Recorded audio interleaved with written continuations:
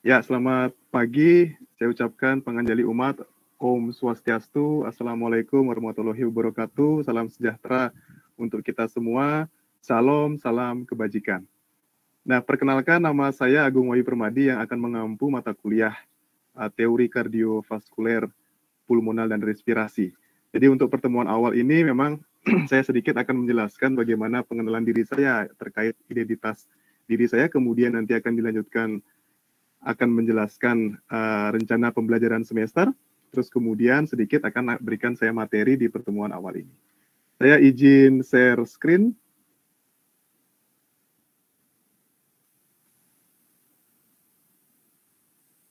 Ya, sudah terlihat ya ini? Sudah, Pak.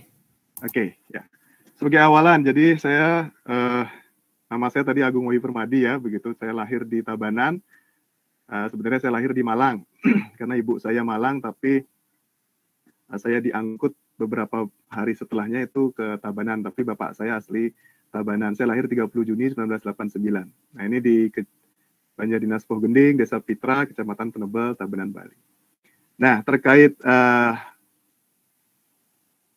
identitas diri saya ini, akademis saya sudah memiliki Google Scholar ID.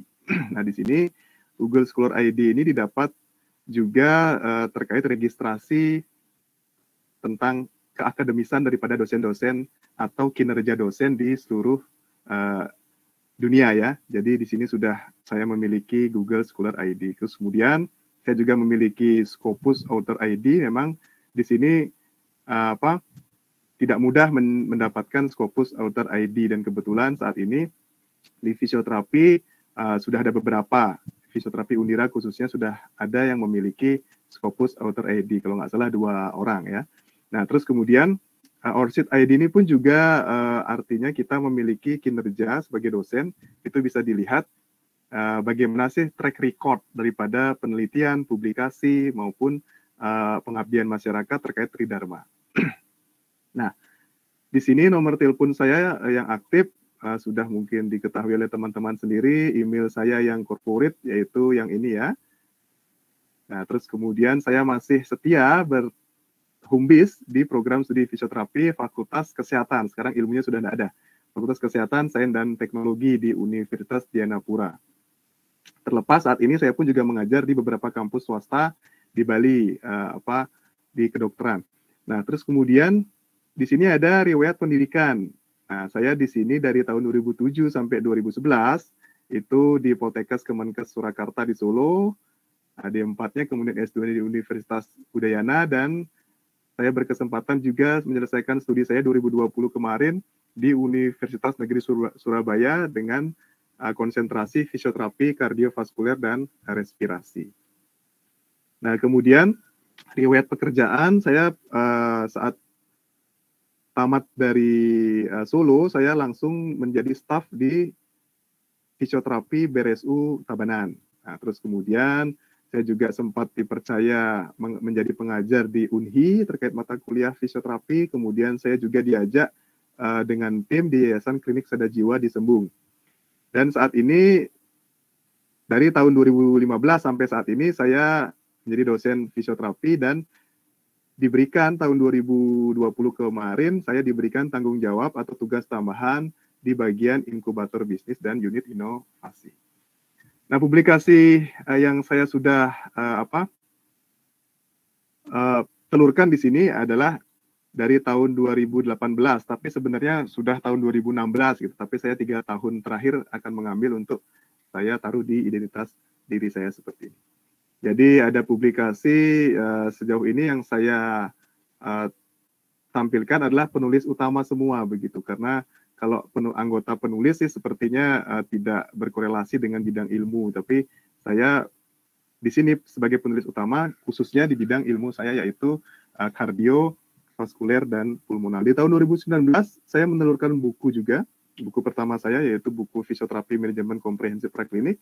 Terus di tahun 2020 saya menelurkan juga buku Fisioterapi Elektro dan Sumber Fisis juga, terkait ada kasus-kasus di kardio juga. Kemudian yang terakhir saya juga menelurkan buku yaitu tentang resep latihan fisik bagi penderita penyakit jantung. Ini sekilas dari identitas diri saya ya. Kemudian kita lanjut ke sekarang RPS begitu. Nah, di sini rencana pembelajaran semester sangat penting sekali kita bahas karena apa saja sih benang merah saat nanti mata kuliah ini akan disampaikan begitu. Nah, di sini terkait teori fisioterapi kardiovaskuler, pulmonal, dan respirasi, ada beberapa hal atau capaian pembelajaran lulusan yang sudah saya sampaikan di grup begitu.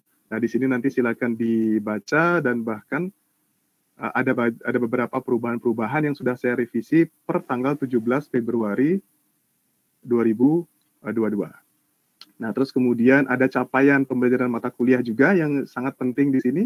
Dan deskripsi mata kuliah kita tahu bersama ya, kardiovaskuler, pulmonal, respirasi itu suatu mata kuliah yang komprehensif. Berarti dari pemeriksaan subjektif awal, anamnesa, kemudian objektif secara umum, terus kemudian ada pemeriksaan spesifik atau assessment, kemudian treatment dan planning jangka pendek maupun jangka panjang, itu utuh semua. Jadi komprehensif, nanti kita akan pelajari bersama-sama.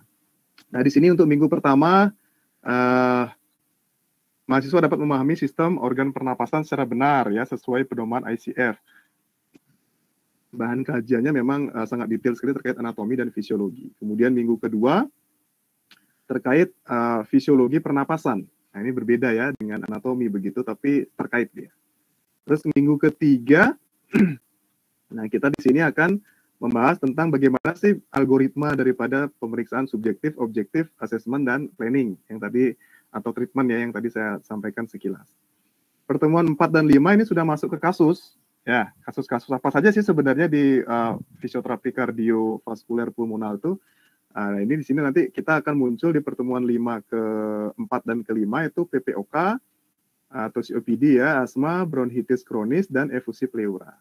Pertemuan 6 ke 7 di sini ada kasus juga yang mungkin teman-teman masih awam untuk mendengar, ada pneumotoraks, pleuritis, kemudian ada pneumonia, bedah toraks, kontusio paru, dan bronkiektasis. Nah, di pertemuan ke-8 ada juga beberapa ya, ini mungkin emfisema sudah terbayang ya, kemudian tuberkulosis paru, dan gagal nafas. Setelah ini mungkin ada UTS, ada UTS, terus dilanjutkan di pertemuan ke-9, yaitu masuk ke kardiovaskuler, yaitu pembuluh darah jantung ya. Nah, ini di pertemuan 9. Jadi pertemuan pertama, minggu pertama sampai ke-8 itu nanti kita akan menjelaskan tentang kardiorespirasi atau pulmonal. Dan di pertemuan ke-9 sampai akhir nanti di kardiovaskuler, pembuluh darah jantung. Begitu ya. Jadi nanti mudah-mudahan bisa oh ternyata benang merahnya begitu. Di aturannya begitu. Di pertemuan 10 juga terkait sistem fisiologi kardiovaskuler. Pertemuan 11 kita juga sudah terkait algoritma ICF ya, dari pemeriksaan subjektif, objektif, assessment, treatment maupun planning terkait kardiovaskuler. Kemudian yang pertemuan 12 dan 13 ini sudah masuk kasus ya. Masuk kasus, ada yang namanya gangguan katup jantung, penyakit jantung bawaan, penyakit jantung koroner, kemudian bradikardi, takikardia, apa yang dikatakan jantungnya kok denyut jantungnya lambat, denyut jantungnya cepat. Nah, ini nanti kita bahas di pertemuan 12 dan 13. Kemudian di pertemuan 14-15, di sini juga nanti akan membahas kasus, apa itu hipertensi, penyakit jantung rematik, ada yang dikatakan gagal jantung, ada dikatakan infak miokard akut. Nah, di sini juga. Nah, ini banyak ada penjelasan terkait bahan kajiannya. Kemudian pertemuan 16 kita ujian akhir semester. Nah, referensi yang saya gunakan di sini juga publikasi-publikasi saya sebagian yang menjadi referensi, baik itu ada publikasi jurnal artikel maupun buku saya di sini. Nah, di sini juga ada yang saya menjadi penyunting, yaitu di buku Fisioterapi Kardiopulmonal. Nah, RPS ini juga sudah diketahui atau ditandatangani oleh koordinator atau ketua program studi fisioterapi ya, Pak Made Yoga. Dan kemudian kategori pengisian dari atau keterangan pengisiannya sudah terkait penjelasan pengisian sudah sesuai dengan panduan RPS yang disepakati. Oke, sampai di sana dulu. Kita lanjut sekarang ke materi yang pertama. Ya. Nanti mungkin dari sisi diskusi akan saya sampaikan dan akan saya berikan waktu untuk teman-teman. Oke, di sini saya pertama tadi terkait RPS. Kita akan membahas pertama yaitu anatomi organ dan fisiologi paru.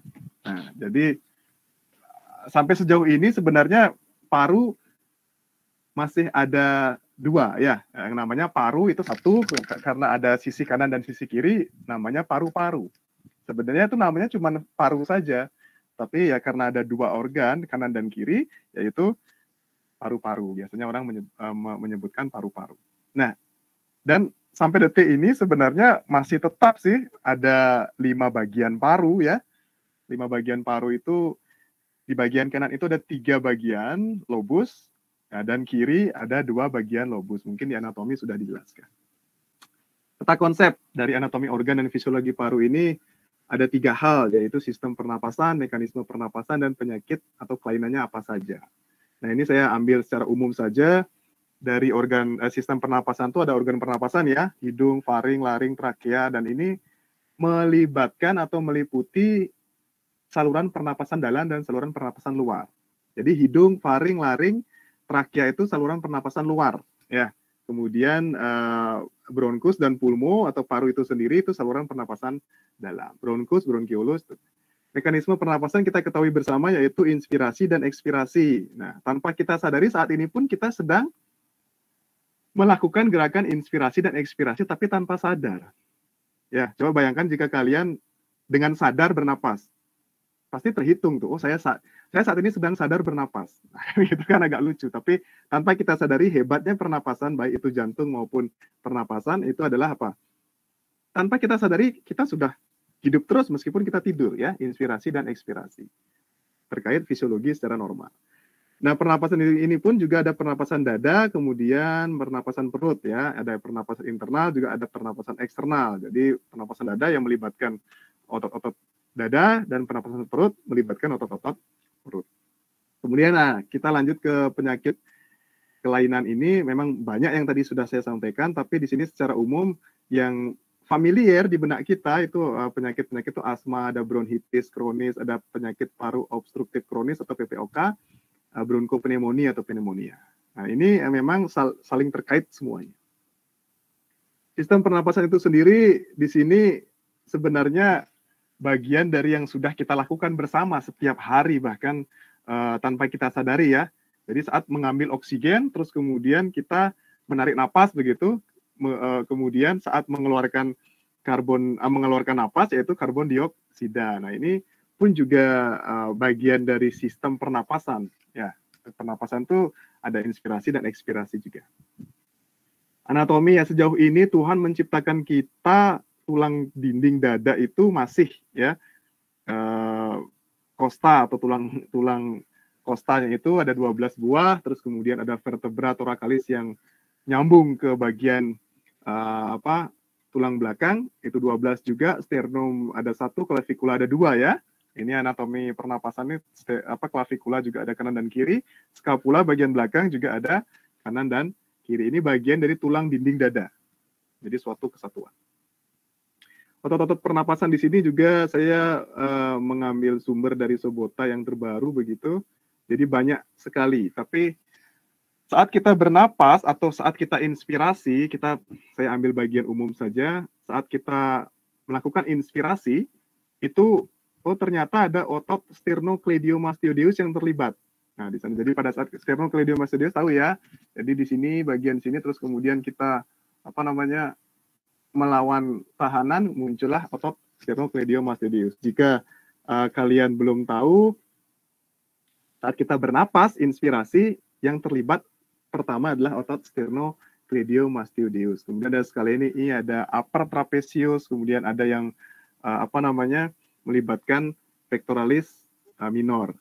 Nah, untuk ekspirasi melibatkan juga otot-otot besar ya, otot pectoralis mayor, teres mayor maupun teres minor. Ada yang dikatakan juga latissimus dorsi paling bawah. Tulang di otot-otot tulang belakang. Kita lanjut ke organ-organ pernapasan yang sudah saya sampaikan tadi, ada rongga hidung, tenggorokan atau faring, pangkal tenggorokan. Jadi kalau kita mengalami sakit radang tenggorokan, laringitis tuh di pangkal tenggorokannya gitu ya. terus ada batang tenggorokan yaitu trakea, cabang-cabang tenggorokan itu bronkus yang bercabang-cabang itu, yang seperti ranting itu ya, terus pulmo itu sendiri yaitu paru. Nah ini sedikit mungkin saya lewati rongga hidung, mungkin kita ketahui bersama ya, rongga hidung, tenggorokan maupun pangkal tenggorokan. Ini di anatomi juga sudah pasti dijelaskan. Nah ini proses sedikit bernapas juga ada videonya, tapi nanti saya akan berikan, silakan diputar sendiri. Nah, ini batang tenggorokan yaitu sudah masuk ke saluran perbatasan saluran pernapasan luar dan pernapasan dalam. Nah ini ya trakea. Terbayang, terus kemudian cabang tenggorokan atau bronkus yang tadi seperti ranting-ranting itu. Nah ini seperti ranting-ranting.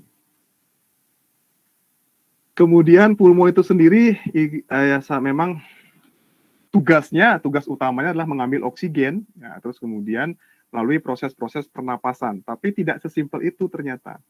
Jadi yang paling utama kita mendapatkan oksigen termasuk paru itu sendiri. Nah, ini ada saluran-saluran yang justru lebih penting, yaitu alveoli atau alveolusnya di sana.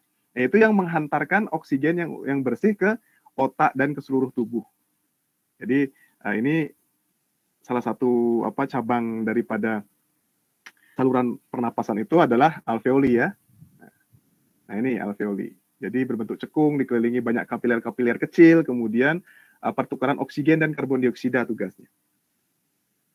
Oke, di sini juga, nah ini ada saya unduh juga dari TikTok ya, fisioterapi hospitalar. Nah, terkait proses bagaimana sih udara itu masuk, kemudian udara itu keluar. Nanti silakan diputar. Nah, di awal tadi pulmo atau paru itu ada kanan dan kiri ya. Nah, masih sih kanan dan kiri kita diberikan oleh Tuhan Yang Maha Esa.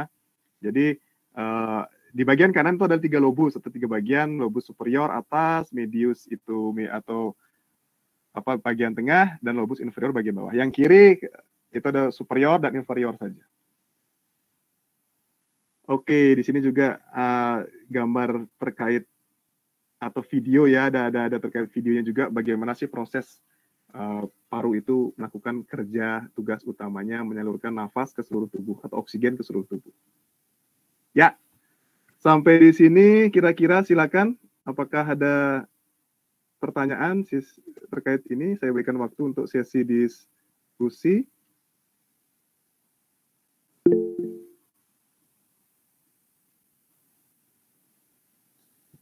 Oke, dari teman-teman silakan. Izin bertanya, Pak. Oke, ya. Terkait dengan penyakit asma, itu untuk tanda gejalanya apa saja ya, Pak?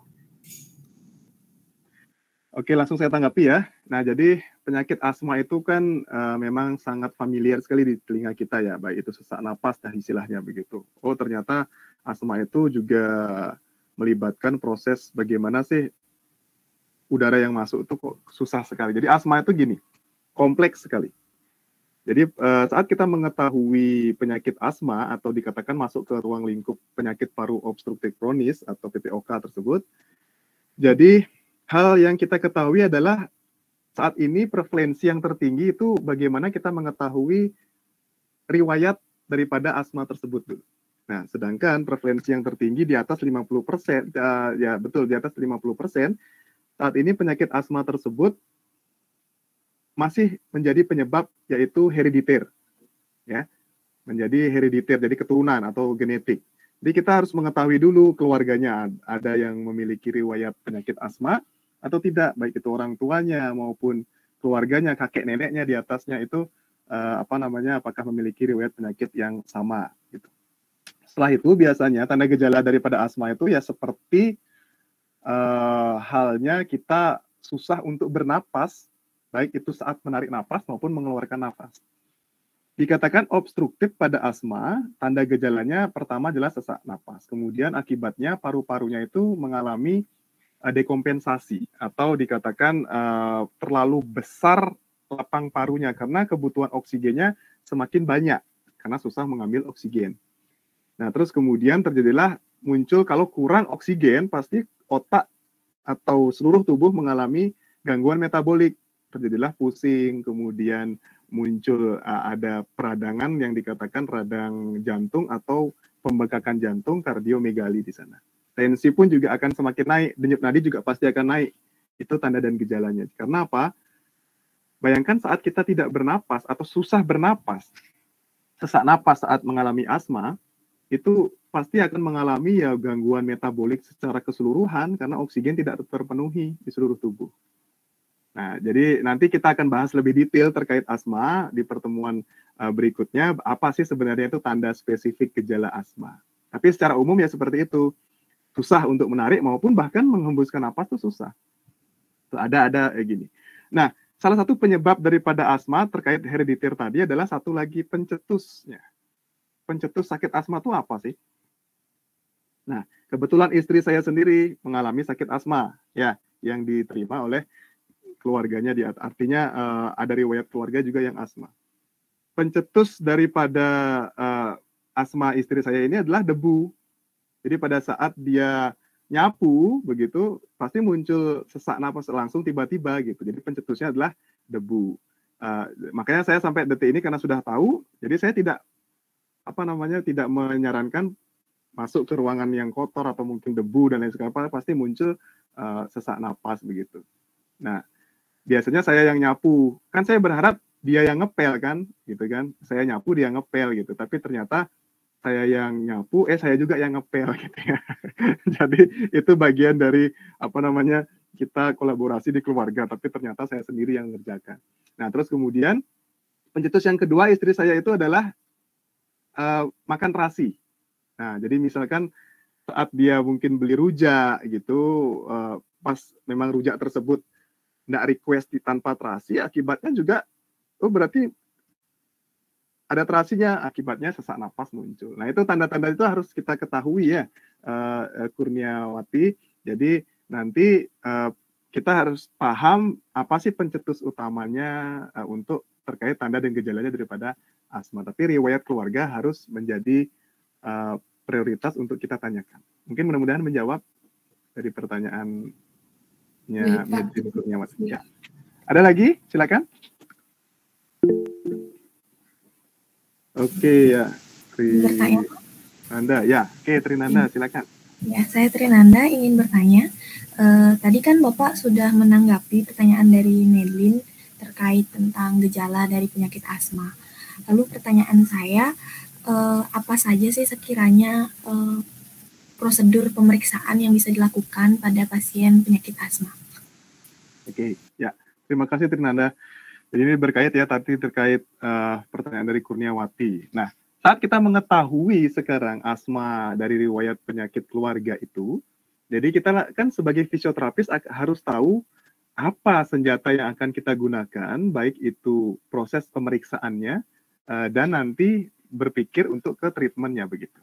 Nah, proses pemeriksaan di awal, di sini kita harus mengetahui yang namanya pemeriksaan subjektif. Ya, pemeriksaan subjektif itu seperti anamnesa. Bagaimana kapan terjadinya, di mana letak sesak napasnya dan lain sebagainya. Nah itu. Terus kemudian apa yang memperberat dan memperingan proses daripada penyakit itu sendiri. Setelah kita pemeriksaan subjektif, baru terus kita melanjut ke pemeriksaan objektif. Pemeriksaan objektif itu pemeriksaan secara umum, vital sign contohnya, yaitu cek tensi menggunakan sphygmomanometer, kemudian pemeriksaan denyut nadi, suhu, dan lain sebagainya. Setelah kita melakukan pemeriksaan objektif, lanjut ke asesmen atau pemeriksaan khusus. Kita mengetahui atau modalitas yang kita ketahui adalah modalitas auskultasi.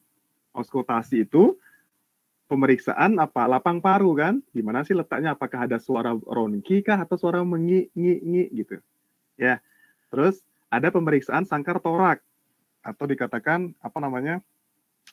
pada saat inspirasi kita ukur menggunakan midline, pada saat ekspirasi kita mengukur juga berapa sih selisihnya. Kalau memang selisihnya kurang dari 5 cm atau 3 cm, berarti ada gangguan saluran pernapasan, yaitu ya penyebabnya adalah pencetusnya asma begitu.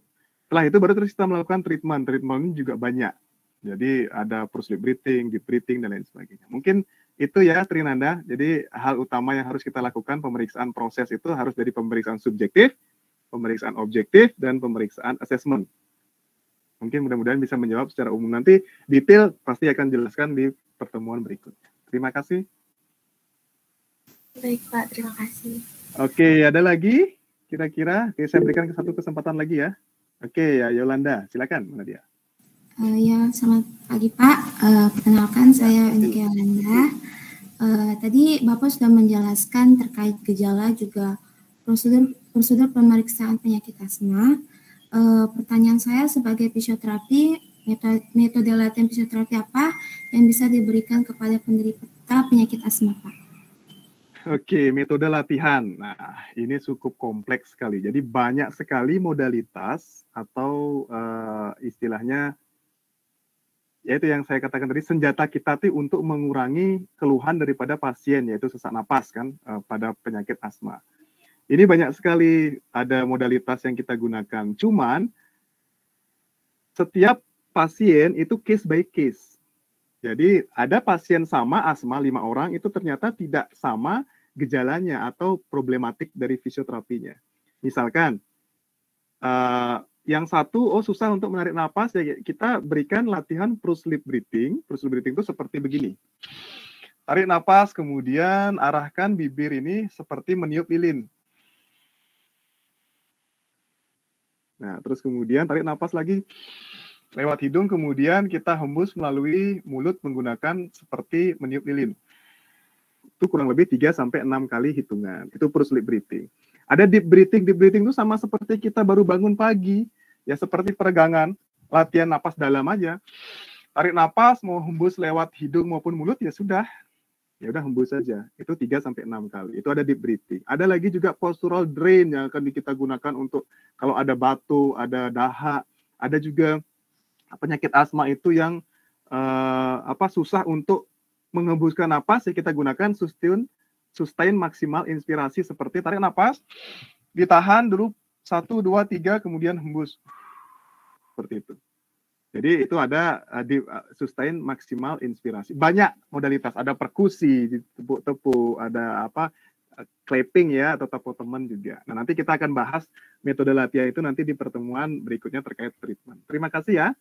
Yolanda, mudah-mudahan bisa menjawab. Ya, terima kasih Pak atas jawabannya.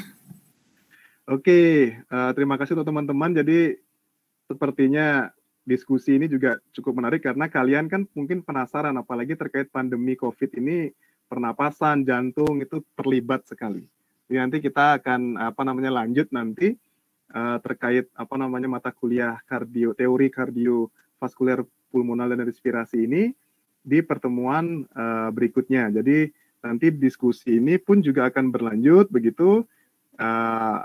Jika ada tanggapan, baik itu nanti pribadi kah, atau mungkin nanti secara diskusi online kah, atau mungkin tatap muka langsung begitu, nanti mungkin kita harapkan sama-sama, karena mudah-mudahan ini menjadi mata kuliah yang menarik begitu ya, untuk kalian ikuti gitu.